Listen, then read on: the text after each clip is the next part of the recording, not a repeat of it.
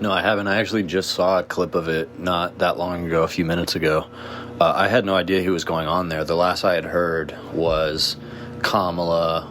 I think Kamala's trying, or was trying to get on there. That she, they had reached out, or whoever, broached communication first. But I think Kamala's team wanted to get her on Joe Rogan. And I hadn't heard if that was like solidified or something, and I think I heard something about how Trump wanted to get on there too, but I definitely have not. I didn't know that he did it, actually. And that does seem like an indication that he might have Kamala on as well, because in the past what he said is he didn't want to have Trump on because he didn't want to help him politically. It also probably is about the backlash, so that makes me think that he probably will have Kamala on as well. So yeah, but there's no chance I'm watching that shit, bro. No chance in hell. I definitely might watch, some people reacting to some clips or whatever, or, responding to some of the things that were said. I would watch it if Joe Rogan was a better interviewer. And if from some of the things that I hear, people are saying that he was a good interviewer and that he challenged Trump and followed up on things, then I might give it a shot. But yeah, I mean, he's just not, that's just not what he does. And so like interviewing a guy like Trump, I don't know. Dude, Joe Rogan is like, it's almost like the perfect, what would you say? It's like the crystallization of exactly what Joe Rogan is, why he's such a useful idiot, right? And like he's a useful idiot for the right overall. He has been this entire time. That it's already been on major display. But for Trump to go on there, it's just like the perfect encapsulation of exactly what Joe Rogan as an interviewer is like not equipped to do responsibly. He's just going to let Trump ramble and say whatever crazy shit, and they might challenge him on a few things, but not aggressively. He's definitely not going to want to upset him at all. I would bet money that he's going to be more willing to do that with Kamala Harris than with Trump. And yeah, I just have no interest. I literally cannot, at this point in my life, listen to Donald Trump talk for that long. Honestly, even Kamala, like, I would give that interview a shot, but, like, I don't know if I could see myself getting all the way through it either. Because I kind of feel like I've heard her say everything she's going to say at this point. And maybe he can get some interesting things out of her, but it's like, I'm just not hearing a lot from her that's like really that substantive, or like that I'm all that interested in, or that I believe her that much on. Not saying that I do think like politically she's better than Trump, obviously better than probably many other candidates you could throw out there, but I'm not hearing a lot from her that's very concrete. I feel like she's being super safe right now. She's really dialed back everything about her campaign, which just kind of annoys me. So, yeah, I would be willing to bet that he'll probably have Kamala Harris on. And if so, I guess we'll see how that goes. But yeah, let me know about the Trump interview, but I'm not expecting it to be very good at all. There is something very interesting about the fact that comedians are such a big part of the political circuit at this point. Like comedy podcasts, that's for somebody with a much broader scope to analyze than myself, but there is something very interesting happening there. No question about that. Yeah, that is really crazy how comedy podcasts are such a big thing. Like when he was on Flagrant, like, that's insane. Flagrant? Like Theo Vaughn in Flagrant are pretty insane. Joe Rogan, I understand. That's like the Tonight Show of this era as far as viewership goes and stuff like that. So it makes sense. But I think you put it perfectly there, with Joe Rogan being a useful idiot and this being the perfect crystallization of that. He's not equipped to interview Trump. He's going to let him ramble. He might lightweight challenge some things, like you said, and just a lot of, whoa, that's crazy, dumb shit. What's up, freak bitches, indeed. But there was just one moment. I'm about 10 minutes into it now. There was just one moment where Trump was Joe asked him a question, I can't remember what. Trump, quickly pivoted into just something else that he always says over and over again, one of his things. And Joe did cut him off and said, no, everyone knows about that. What was this like? And the question is, he's asking him what it was like going into office the first day back in 2016 or whatever, or 2017, whenever it was he actually took office. What was it like going into office the first day and not really being a politician? What was that first day like? Because, it was his first day as a politician, really. And I stopped it after that. It's just paused. I was going to let it run in the background for a little while longer. I'm not going to be able to get through 3 hours of this. I couldn't get through 3 hours of Trump talking unless it was him getting grilled. If he was like being taken apart, I could do that. Obviously, Joe Rogan's not going to do that. I wish he would do a little more, but you're right. He's not going to want to piss him off.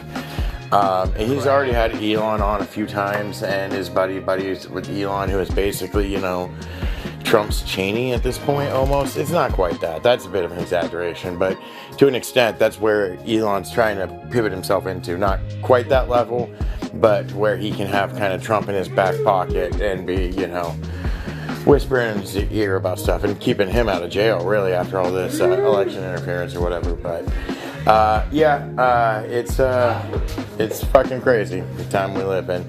As far as Kamala goes, I think that's the thing that I'd heard before too, that she'll be on. That's the way Joe would do it, as if he had them both on or whatever. But I think you're right. He'd probably be a little more willing to confront her on stuff. What I would think would be the best outcome is not going to happen, no way in hell. But is if she was on and it ended up going really well and they got along. Because one of the things, not to divert too hard off, one of the things that drives me crazy about people bitching about Kamala is she does suck in a lot of respects. She's a fucking cop, and like the right-wing people that don't like her, or the like thin blue line people that don't like her and shit, should actually like her for all the dumb bullshit she does.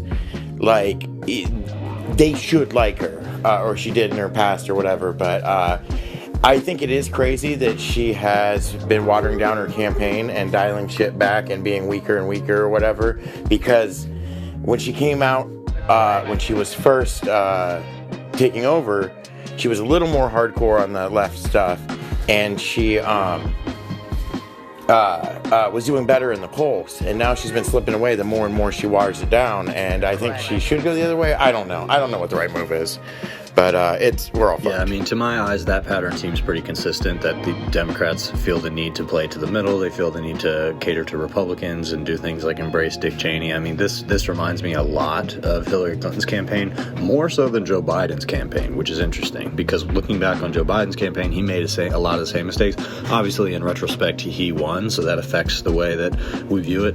But it feels like Kamala's kind of going out on a limb on a lot more just right-wing positions, and when it comes to more standard to slightly left-wing Democratic policy, she's like being very, very much more detail-based. That's actually something that occurred to me a day or so ago because of something I saw. I don't remember, but Kamala is like, she's being very specific on policy in some cases.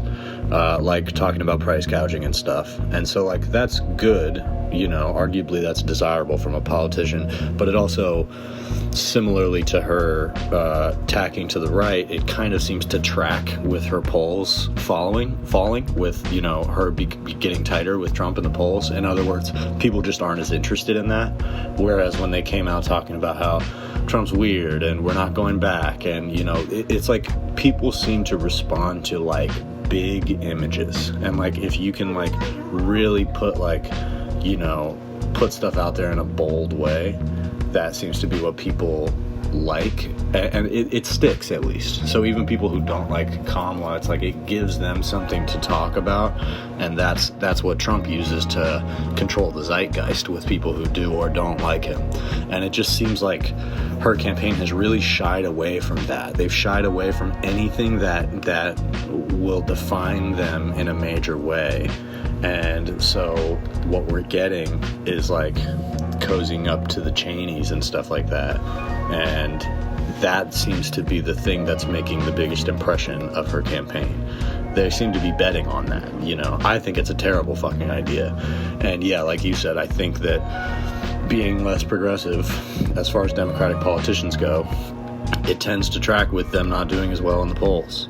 And that's just from my perspective, you know. There's other people who would see it a different way, but I mean, that pattern seems very clear to me, and it just seems like Democrats don't really want to learn that lesson. So we'll see how it plays out. I mean, you could argue that Biden did do a similar thing in 2020, and it did work, but I remember Biden jumping behind more progressive policies more aggressively, regardless of what he followed through on. And I'm really not seeing Kamala doing that, and I'm a little concerned by that for sure.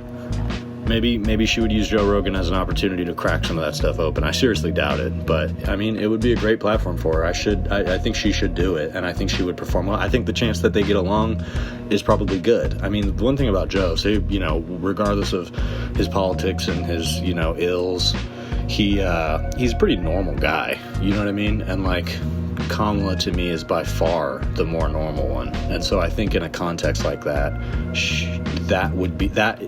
seems like it would be the more comfortable conversation. I don't know how that would translate to his audience, but that's what my instinct says, is like, Trump would probably be really weird to talk to. You know what I mean? Like, I can't imagine Joe Rogan. Joe Rogan is probably more fascinated and impressed by him than he is like thinks he's like a cool guy, because I don't know, it just seems hard to view Trump that way. He's such a strange alien brain, you know. And Kamala's a little weird. She's a little wooden. She's a little mealy mouthed, but like, she at least comes off as a person to me. So I don't know. I'm hoping that that's enough to carry her through. We'll find out. Yeah, it's interesting. I'm not really sure what the Democrats are doing, or if they are sure they are of what they're doing. Like, so I guess their focus now is winning over Republicans who don't like Trump, right? The Republicans for a Kamala movement or whatever. And so they've been leaning into that. But like we were talking about, the polls were much more in her favor when she came out swinging, like you said, calling them weird, doing that shit. That does grab attention. That does grab votes. So I'm not sure why they went that route, other than just the idea is, I don't think there's a whole lot of undecided voters really out there. I think the most you can try and win over at this point is people who were going to vote third party. Maybe you can get them to begrudgingly vote for your side. But like, I don't see a lot of Trump voters getting won over to Kamala's side at all, or people who would vote for Kamala normally being swayed by Trump on Joe Rogan, being like, well, actually he is an old guy. I mean, I'm sure it'll happen with a handful of people, but as far as like significant enough numbers, I don't know. But getting like young angry people excited enough to vote for you seems like that's where the numbers would be.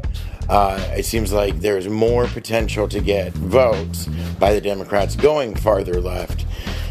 But I guess traditionally, too, if you look at it, whenever, like, rock the vote, get out and vote, vote or die, all those things to get you, movements and campaigns to get youth to excited and angry and get them out and voting, have traditionally failed. I think, like, every time I've seen an election cycle, one of those big pushes, afterwards, the statistics show that, like, no significant increase in the, like, 18 to 35 demographic of voters or whatever it was. So I don't know. I don't think they have a lot of good options right now, either. But the fact that it went from her having a lead to it being tied is a little scary.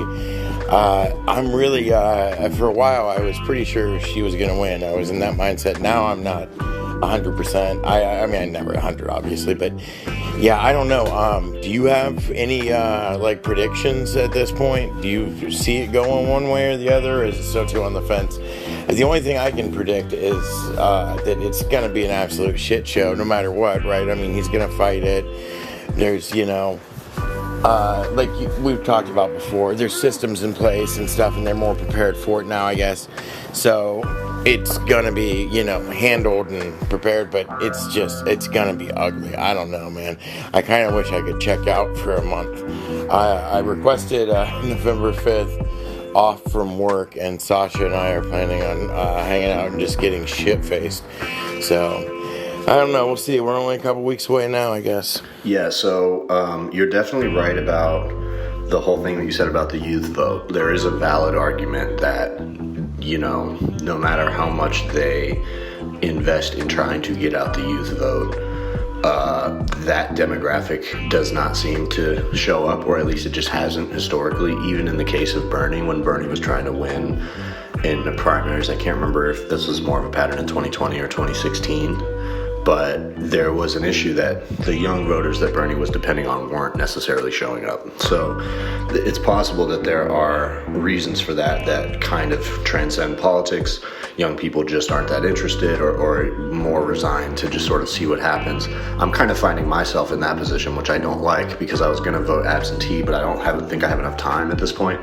And so I don't really know what I'm going to do. I don't think I'm going to be able to vote, and I hate that, because if Trump wins, I'm going to feel awful. Not that it's going to make that much of a difference for me to vote necessarily, but it's like, it does suck to just feel like I'm just kind of on the sidelines for this one. It makes me feel lazy. But, as far as do I have predictions, not really. No, I'm kind of where you are. There are some people who say that the Democrats might be being underestimated in the polls a little bit. Just because polling is it's not what it used to be. It doesn't work as well as it used to in terms of their ways of extracting those polls. So I think it's entirely possible that Democrats could do better than expected. It's entirely possible that they could do worse than expected. And I think that's kind of the dynamic here. The other thing is that the abortion thing is probably the most resonant issue. And I think the Kamala campaign is kind of banking on that everybody knows their position on abortion. That's not really something that they have to continue to define themselves on. She just has to keep talking about it.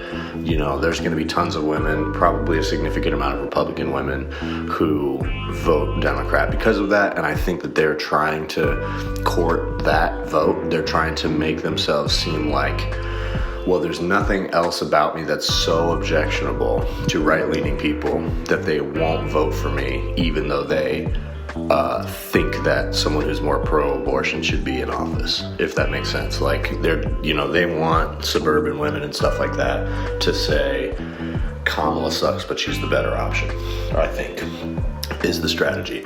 There seems to be, as far as the campaign, there seems to be sort of a class of advisors that have done things like encourage Kamala to not do the whole weird angle, to pull it back on some of the negative messaging, and even stuff like we're not going back. There's been some reporting that there are advisors who have, said to her that she should stop saying that, and they seem to have convinced her on that fact. And that probably has to do with why Walz has not been as aggressive as well. I think that is suspect to me. It's a little conspiratorial, but it's not that far-fetched that I think some of those advisors who are in that class of politics and just class of our society, I think they kind of, I wouldn't be surprised if there's some double agents going on there, or just people who are taking money from the other side and essentially want the election to be more competitive, because those type of people who get paid to advise, people who get paid to come in and, hop onto election campaigns every 4 years, those are the type of people who are real. That's where the corruption and the rot lies, the lobbyists and all of them. That's where that network is. And so I wouldn't be surprised. That, to me, that's what seems to happen to these Democratic campaigns, is they get kind of kneecapped by their own people who don't want them to take any risks and want them to be very moderate. And meanwhile, on the right, you have Donald Trump saying some of the most unhinged shit, and it still seems to work. And so it creates this like very bizarre dynamic that's hard to swallow. And it's just a little suspect to me. Like, anybody who tells Kamala that she shouldn't be starkly contrasting herself from Donald Trump seems like they, if not want Kamala to lose, they at least want it to be a closer race. I just don't know why else you would do that if that wasn't the case, except for maybe courting some of the Republican vote. But similar to the whole thing about the youth vote, there's really no evidence that, conservatives are coming out in droves to vote for Kamala Harris, or for any Democrat, for Biden or Hillary Clinton. They thought the same thing both of those times. And Joe Biden was sure that after Donald Trump was out of office that the whole Trump effect would kind of wash out, and that has not happened. So, as far as predictions go, I still kind of think she's going to win. My instinct tells me she's going to win, because I still feel like, despite the appeal that Donald Trump seems to have with some people, I think Kamala just has a lot of currency on the fact that she's just younger, and I think that the country probably is going to be more comfortable handing over the presidency to somebody that is just younger and seems more like agile. And Donald Trump is really crazy at this point. If Kamala was up against 2016 Donald Trump, then I think he would have more of a chance to beat her, but he's not the same guy he was. So I don't know how much that's going to matter to his voters. I hope the race isn't that close. I think on the state level is where things could get really weird. So hopefully Kamala wins what she has to win with enough power that it's not, that there's really no genuine contesting that goes on. And Donald Trump is, he's not in power anymore. So there are some genuine concerns about some things that could happen, say like in Georgia. But, it doesn't seem to me like Donald Trump is in as advantageous of a position as he was in 2020, and even then he still wasn't able to do it. So I feel like if the Democrats win, even if it's by a hair, I hope that's not the case, but if they can pull out the win, I think it'll be okay. There's definitely still a chance that Donald Trump will win, and we'll see, but I don't think so. But that's purely just based on my gut feeling.